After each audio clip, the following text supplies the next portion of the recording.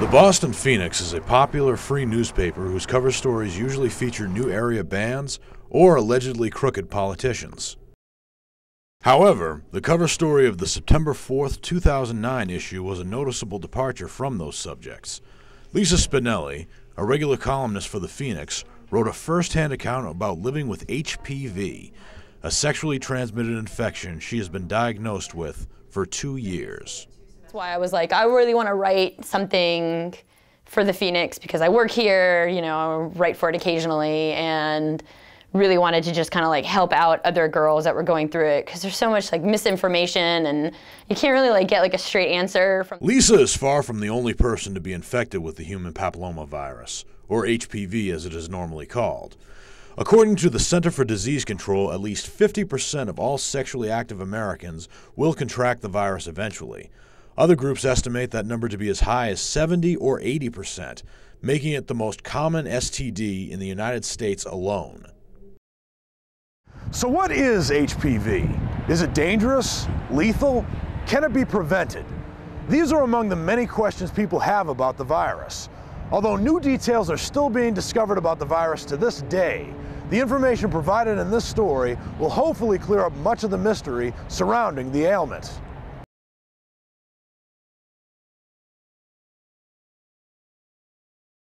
You know what's real scary about that? That new AIDS. AIDS is scary because it kills motherfuckers, AIDS. That ain't like the good old days when venereal disease was simple. In the good old days, you get gonorrhea, your dick hurt, go get a shot, cleared right up. Then they came out with herpes, you keep that shit forever like luggage. A lot has changed about STI awareness since Eddie Murphy joked about AIDS in 1983. It petrifies me because girls be hanging out with them.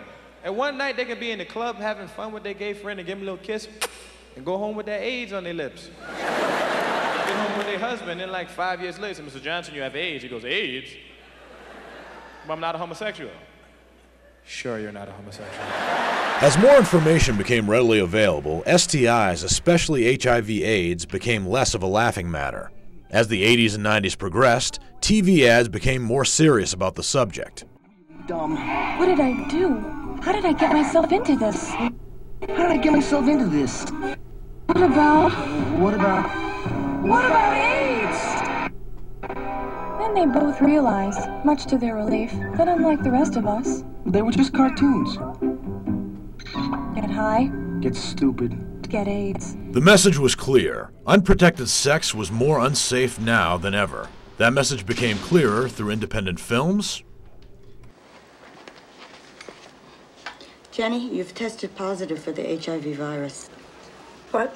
The test isn't 100% accurate. You should... I tested positive? I'm sorry. I only had sex with Telly. And eventually, more mainstream films got the message too. I'm sorry. No, don't be sorry, baby. You're right to be suspicious. I shagged her. What? I shagged her rotten, baby, yeah. I don't believe you, Austin. I mean, she was repellent. Saucer of milk, table two. What, did you use protection? Of course. I had my 9mm automatic. You know I meant, did you use a condom? Only sailors use condoms, baby. Not in the 90s, Austin. Well, they should, those filthy beggars. They go from port to port. You have to get it into your head that times have changed. You can't just go off shagging anybody anymore, and if you could, I wouldn't because I'm not like that. The message was clear by the mid-90s. Get protected or be infected. Anybody who didn't get that message has probably been frozen in time. No doubt, though. But as long as people are still having promiscuous sex with many anonymous partners without protection, while at the same time experimenting with mind-expanding drugs in a consequence-free environment, I'll be sound as a pound. HIV and AIDS received considerable media attention, and rightly so, because many people continue to die from it to this day. However, other STIs continue to receive considerably less media attention, including HPV. According to the Center for Disease Control and Prevention, while there are over 1.1 million people in the U.S. currently living with HIV/AIDS, 20 million are currently infected with HPV, with 6 million new cases being reported each year. This makes HPV the most common STI, at least in the U.S. If HPV is the most common sexually transmitted infection, how much media coverage has it been receiving? According to 2 separate studies, not enough.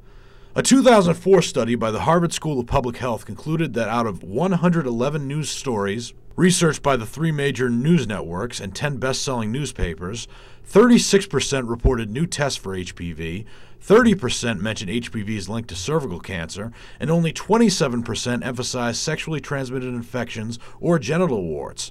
Additionally, 50% of the stories mentioned that HPV is common. Those results are in line with a 2000 survey conducted by the Kaiser Family Foundation. In this study, out of a sample of 1,006 Americans, only 2% could name HPV as an STI, compared to 85% who named HIV/AIDS. The study also concluded that with 70% of the participants never having heard of HPV, less than half of those that did were unaware that the virus was incurable.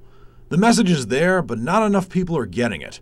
This trend is part of what motivated Lisa Spinelli to write her story. The only way that I had known about it was just somebody that I had known had gotten like warts, but that's all I knew it to be, was like the one that causes warts. I had no idea that it caused cervical cancer really until I was a little bit older. I'm thinking back to like college, all I knew it to cause was warts, and then a little bit older I kind of heard about it could maybe cause cervical cancer, but I think even at the time the medical community wasn't like 100% certain until the later 90s, the like 2000 era. I didn't really put much stock into it. I just figured like, you know, as long as you weren't the biggest hussy, you probably wouldn't have anything happen, right?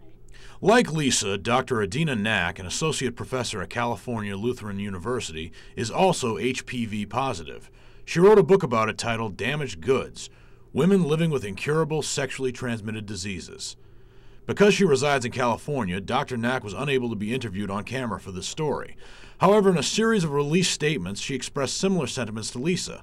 She said, quote, "Before my own HPV diagnosis, I had only heard of genital warts from the scary slideshow in my high school health class.